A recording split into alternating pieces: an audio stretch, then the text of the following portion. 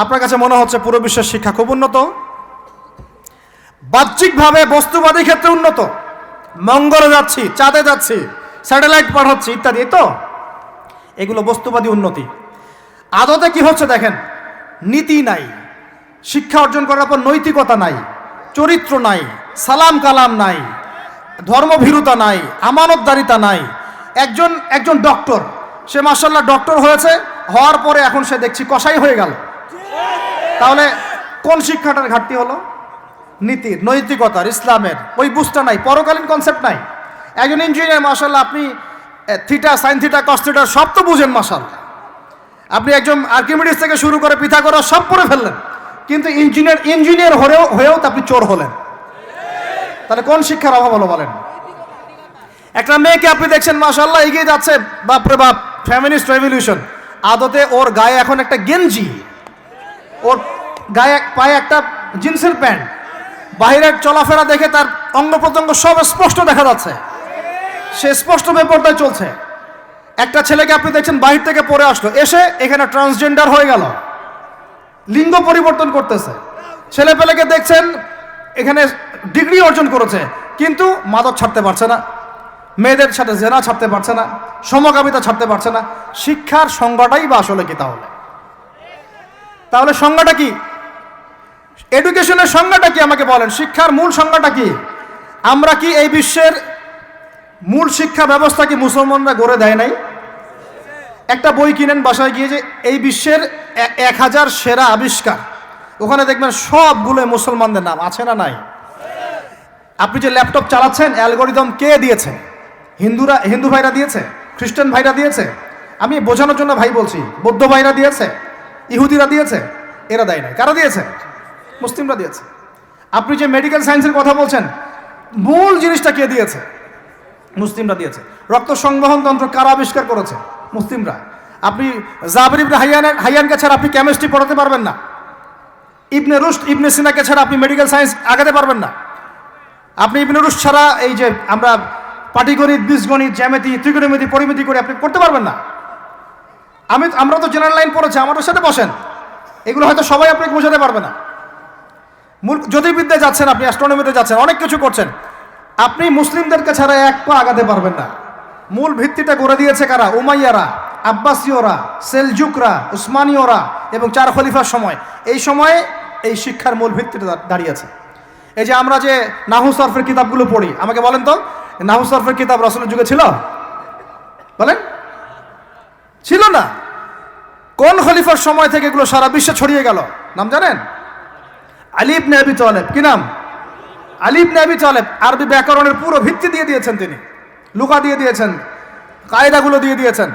এখন সারা বিশ্বের মানুষ আরবি পড়ছে, আরবি বুঝতে পারছে, ব্যাকরণ বুঝতে পারছে, কোরআন নিয়ে গবেষণা করতে পারছে। প্রত্যেকটা সেক্টর, ধর্মীয় অঙ্গন বলেন, অর্থনীতি বলেন, জ্যোতির্বিদ্যা বলেন, কেমিস্ট্রি, ফিজিক্স, যাই বলেন, মুসলমানদের কাছে আগাতে পারবেন না। তাহলে আমরা যে যুগে ছিলাম সেইখানে কি ফিরে আসা যাবে না? সম্ভব না। তাহলে প্রয়োজন কিসের? প্রয়োজনটা হচ্ছে, আমি জেনারেল শিক্ষার বিরোধী নই, কোশ্চিনকালেও নয়, জেনারেল শিক্ষা থাকবে, ইংরেজির প্রয়োজন আছে, বাংলা অবশ্যই প্রয়োজন আছে, মুক্তিযুদ্ধ সংস্কৃতি আমরা জানবো, শিখবো, চেতনা ধারণ করব, সব ঠিক আছে। আমরা সমাজবিজ্ঞান পড়ব, দর্শন পড়ব, সায়েন্স পড়ব, আর্টস পড়ব, কমার্স পড়ব, সব ঠিক আছে ভাই। মেডিকেল সায়েন্স পড়েন, ইঞ্জিনিয়ারিং পড়েন, কিন্তু কোরআন বাদ দিয়ে নয়, হাদিস বাদ দিয়ে নয়, আকীদা বাদ দিয়ে নয়, সিরাত বাদ দিয়ে নয়, ফিকহ বাদ দিয়ে নয়। রাজি আছেন ইনশাআল্লাহ?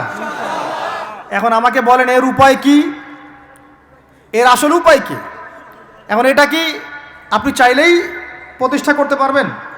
আমার ক্ষুদ্র জ্ঞানে আমার কাছে 3টা উপায় মনে হয়। কয়টা উপায় ভাই? এক নাম্বারটাই সবচেয়ে সেরা উপায় এবং সবচেয়ে কঠিন উপায় এবং একই সাথে সবচেয়ে ইফেক্টিভ উপায়। এটা যদি করা যায় তাহলে আর 2-3-এর প্রয়োজন হবে না। সেটা হলো, জাস্ট যদি আমাদের ঊর্ধ্বতন কর্তৃপক্ষ, আমাদের শিক্ষা মন্ত্রণালয়, আমাদের গভর্নমেন্ট, আমাদের প্রশাসন, আমাদের সরকার, তারা যদি একটা টেবিলে বসে ওলামায়ে কেরামদেরকে নিয়ে বসে, প্রতিভাবান ইয়াংদেরকে নিয়েও বসে, শিক্ষা নিয়ে যাদের অবদান আছে তাদেরকে নিয়ে বসে যদি একটা শিক্ষানীতি প্রণয়ন করে, যে না, আমাদের দেশটা মুসলিম কান্ট্রি, বেশিরভাগ মানুষই মুসলমান জনগণ, মুসলমান যুবক, মুসলমান যুবতী, মুসলমান শিশু কিশোর বেশিরভাগই মুসলিম। অ্যাজ এ ডেমোক্রেটিক সিস্টেম এখানে বেশিরভাগই মুসলিম।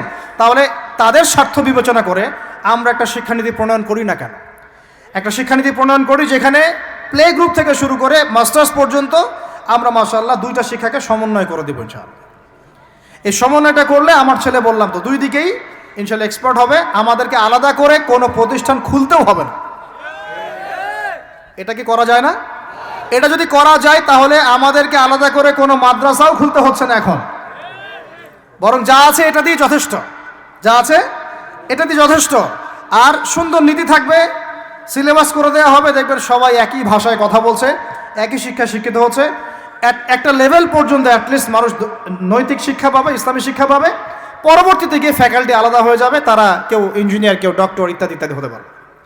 এটা যদি আমাকে বলেন, আমাকে 5টা বছর সময় দেন, 5 বছর সময় দেন, যদি মূল্যায়ন করেন, আমি ইউসুফ আলাইহিস সালামের মতো বলতে বাধ্য হচ্ছি এখন। কারণ আমি এটা দেখে অনেক ব্যথিত হচ্ছে। কেউ বলুক না বলুক, আমি কোনো দলের পক্ষ থেকে বলছি না, কোনো মতের পক্ষ থেকে না, কোনো রাজনৈতিক ব্যক্তিবর্গের পক্ষ থেকেও নয়। আমি আমার ব্যক্তিগত ব্যক্তি স্বার্থের পক্ষ থেকে বলছি, আমাকে 5টা বছর সময় দেন, ইনশাল্লাহ এটা আমি গড়ে দিতে পারবো ইনশাল্লাহ। জাস্ট আমাকে একটা সমৃদ্ধ লাইব্রেরি দেন, বসার জায়গা দেন, কাজ করার জায়গা দেন, স্বাধীনতা দেন, ইনশাল্লাহ আমি করে দেই। তারপরে আপনারা চেক করেন, যদি মনে হয় হ্যাঁ দেয়া যায় তাহলে দেন, না হলে আমারটা ছুঁড়ে ফেলে দিন ইনশাল্লাহ। পরে প্রয়োজনে ওটা আমি একা একা আমার একটা ইউনিভার্সিটি বানাই, সেখানে পড়াবো ইনশাল্লাহ। এটা 1 নাম্বার অপশন। 2, যদি এটা না করা হয়, আর এটা না করার সম্ভাবনাও আছে, কারণ আমি বলছি পুরো বিশ্ব আমরা নিয়ন্ত্রণ করি না, আমরা নিয়ন্ত্রিত। আমরা কি নিয়ন্ত্রিত? তারপরে দ্বিতীয় অপশন হচ্ছে, যতগুলো শিক্ষা প্রতিষ্ঠান এখন আছে, স্কুল হোক আর মাদ্রাসা হোক, এগুলোতে আপনারা সিলেবাসের মধ্যে একটু সমন্বয় নিয়ে আসার চেষ্টা করেন। সিলেবাস একটা আছে, ঠিক আছে, বুঝলাম, একটু সমন্বয় আনার চেষ্টা করেন। সমন্বয় করে অ্যাটলিস্ট বাংলা ইংরেজির সাথে আরবিটাকে মিক্স করার চেষ্টা করেন।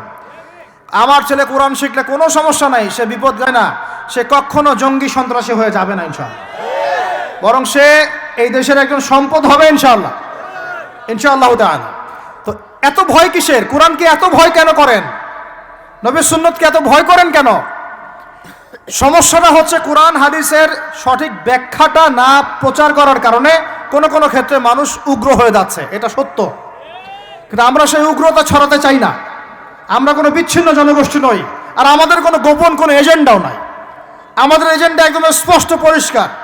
আমরা বাইতুল মুকাদ্দাস চাই, আমরা মুসলমানদের মধ্যে নৈতিকতা চাই, সুন্দর শিক্ষানীতি চাই, হালাল অর্থনীতি চাই, এবং হালালভাবে বেঁচে খেয়ে আল্লাহর ইবাদত করতে চাই, এতটুকুই। এর বেশি কিছুই আমরা চাই না।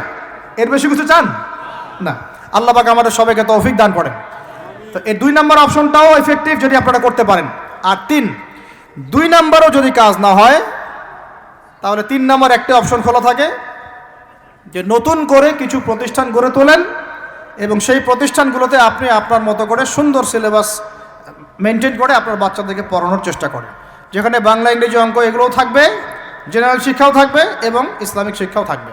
এছাড়া আমার মনে হয় না এই প্রজন্মকে বাঁচানোর চতুর্থ কোনো রাস্তা বাকি আছে। যদি থাকে আপনারা আমাকে জানায়েন ইনশাআল্লাহ। ভিতরে চোখ দিয়ে কি শিক্ষা বোঝাতে পেরেছি ভাই? আর 2টা জাস্ট বুঝাই ছেড়ে দেবো, 2টা ধৈর্য ধরেন। ভিতরের চোখ দিয়ে এবার সংস্কৃতি বোঝেন। কি বুঝবেন? ভিতরের চোখ দিয়ে যদি দেখেন, দেখবেন আমাদের মুসলমানদের সংস্কৃতির মধ্যে এখন সব বিজাতীয় সংস্কৃতি ঢুকে গেছে। একটা বাড়িতে, একটা বিয়ে বাড়িতে যদি গানও বাজে, সেটাও বাজবে হিন্দি গান, সেটাও বাজবে ইংলিশ গান। মানে আপনি গানটাও যদি শুনেনও, একটা বাংলা গান শুনতে পারেন না। কারণ যে বাংলা ভাষার জন্য আপনি জীবন দিয়েছেন বলে দাবি করছেন, ওই চেতনাও আপনার মধ্যে আর বাকি নাই। ভাষার দিবস যখন আসে, আমরা তখন একটা শোডাউন করার চেষ্টা করি, শহীদ মিনারে ফুল দেওয়ার চেষ্টা করি। আর সারা বছর আমার বাসা চলে হিন্দি গান, ইংরেজি গান ইত্যাদি ইত্যাদি, হিন্দি সিনেমা, ইংরেজি সিনেমা। তো সংস্কৃতির কোন জায়গায় বাঙালিত্ব ধরে রাখতে পারলাম? পোশাক আশাক পরছি, কোন পোশাকটা বাঙালির সাথে মেলে? জুব্বা, দাড়ি টুপি, নাকি জিন্সের প্যান্ট আর গেঞ্জি? বলেন। শেরে বাংলা একে ফজলুল হকের দিকে তাকান, মৌলানা ভাসানের দিকে তাকান, বঙ্গবন্ধু শেখ মুজিবুর রহমানের দিকে তাকান, তাদের পোশাকগুলোকে দেখেন, কি পোশাক ছিল? Shirt pant. তাহলে আপনি পড়েছেন কেন? এত বাঙালি বাঙালি করে চিৎকার করেন, তাহলে আপনি এগুলো পড়ছেন কেন? কথা বলেন। আমাদের বাপ দাদারা বাঙালি ছিলেন, খাঁটি বাঙালি, তাহলে আমরা কেন এখন জয়ীফ বাঙালি হলাম কেন, জাল বাঙালি হলাম কেন? আপনার বাসার কমোড পর্যন্ত ইংরেজদের আদলে করা, সবকিছুই। খাবার অভ্যাস, খাদ্যাভ্যাস, আপনি পিৎজা বার্গার ছাড়া খাইতেই পারেন না, খাদ্যাভ্যাস ইংরেজদের। তারপরে খাওয়া হালাল না হারাম সেটা প্রশ্ন করছি না আমি, আপনি প্যাশনেট না তো আমাদের সংস্কৃতি নিয়ে। আমাদের সংস্কৃতির মূল জায়গাটা কই? পাঞ্জাবি পায়জামা তো পরছেন না, এটা আমাদের সংস্কৃতি ছিল, ঢিলেঢালা পোশাক পরতাম। আমাদের সংস্কৃতি ছিল মাছে ভাতে বাঙালি, ওই মাছ তো ফরমালিন দিয়ে সব নষ্ট করে ফেলেছেন, মাছেও ভেজাল, ভাতেও ভেজাল, পুকুর সব ভরাট করে ফেলতেছেন, নদীগুলো শুকায় যাচ্ছে। নদীমাতৃক বাংলাদেশ, নদী কোথায়? নদীতে পানি কোথায় বলেন? পানির ন্যায্য হিস্সাই বা কোথায়? আমাদের কি পানির ন্যায্য হিস্সা দেয়া হচ্ছে? তাহলে আমরা কি দাস হয়ে থাকবো নাকি? আল্লাহ পাক আমাদেরকে বোঝার তৌফিক দান করেন। সংস্কৃতি দেখেন, সংস্কৃতি কি ছিল আমাদের? আমাদের বাপদাদাদের যুগটা চলে যান, ওই ফজরের আগে তারা ঘুম থেকে উঠতেন, আসসালাতু খায়রুম মিনান নাওম, কানে গেলে ঘুম থেকে উঠে যাইতেন, নামাজ পড়তেন, বাংলার ঘরে ঘরে কোরআন তেলাওয়াত শোনা যাইতো। এখন কি শোনা যায়? ফজরে পুরা ঘুম। প্রথম কাতারে আপনি যে কয়টা মানুষকে পাবেন তার মধ্যে 90% দাড়ি পাকা, যুবকদেরকে আপনি পাবেন না। এরা ঘুমাচ্ছে রাত 3টায় 4টায়, 3-4টা পর্যন্ত এরা ফেসবুক, ইউটিউব, টিকটক এবং মেয়েদের সাথে হারাম অ্যাফেয়ার্স। এই ছেলেরা কি আদতে বাঙালি? এরা কি বাঙালি? না আমরা মুসলমান হতে পেরেছি ঠিক মতো, না বাঙালি হতে পেরেছি ঠিক মতো। যখন ইংরেজ বিরোধী বিদ্রোহ চলছিল না, তখন বাঙালিরাও কবিতা লিখেছিল হিন্দিতে।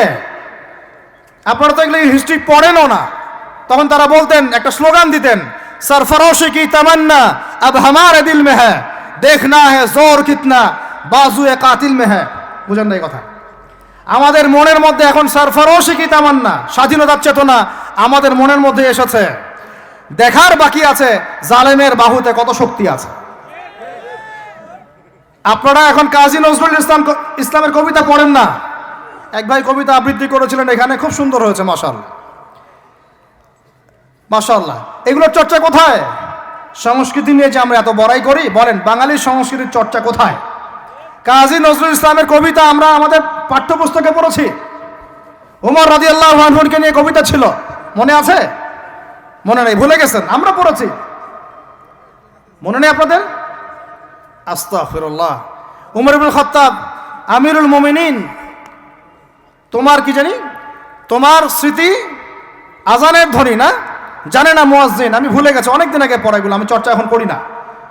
তো মুয়াজ্জিন জানে না যে হে আমিরুল মুমিনিন, তোমার স্মৃতিতেই এই আজান দেয়া হচ্ছে, মানে আমিরুল মুমিনিনের যে স্বপ্ন, এখান থেকে কিন্তু আজানের ইয়াটা আসছে। আর যায়েদ ইবনে সাবিত রাদিয়াল্লাহু আনহুর স্বপ্ন থেকে তিনি হেঁটে যাচ্ছেন, একবার উটের পিঠে ভৃত্যকে বসালেন, আর ভৃত্যকে নামালেন, তিনি উঠলেন, উনি নামলেন, ভৃত্যকে উঠালেন, এভাবে পায়ে হেঁটে হেঁটে বাইতুল মুকাদ্দাস পর্যন্ত গেলেন। জানেন না আপনারা এগুলো ঘটনা? কোথায় এগুলো, কোথায় এখন বলেন? আছে পাঠ্যপুস্তকে? ঢাক, ঢোল, ডুগি, তবলা, কি শুরু করেছেন আপনারা? আসলে আসলে বাঙালি সংস্কৃতি বলতে কি বোঝাচ্ছেন? আহমেদ সফার নাম শুনেছেন? তাকে ছাড়া আপনি বাঙালি সংস্কৃতি কোথায় পাবেন? এই বাঙালি সংস্কৃতির ভিতরে এই যে ওলামায়ে কেরামের অবদান, এটা আপনি কিভাবে অস্বীকার করছেন? আমরা এখন পড়ে আছি কয়েকটা বিষয় নিয়ে। দেখেন, গান বাজনা, ঢাকঢোল, ডুগি, তবলা এবং এমন কিছু সংস্কৃতির নামে কাজ যেগুলোর মধ্যে শিরক আছে অথবা বেদাত আছে অথবা কুফর। আপনি রাস্তায় হাঁটছেন বানরের মূর্তি নিয়ে, বানরের সাথে আপনার কি সম্পর্ক? বানরের সাথে বাঙালি সংস্কৃতির কি সম্পর্ক? আমরা কি বানর থেকে আসছি? তাহলে বানরের মূর্তি আমি হাটে নিয়ে হাঁটবো কেন? বানর থেকে আসছে কারা?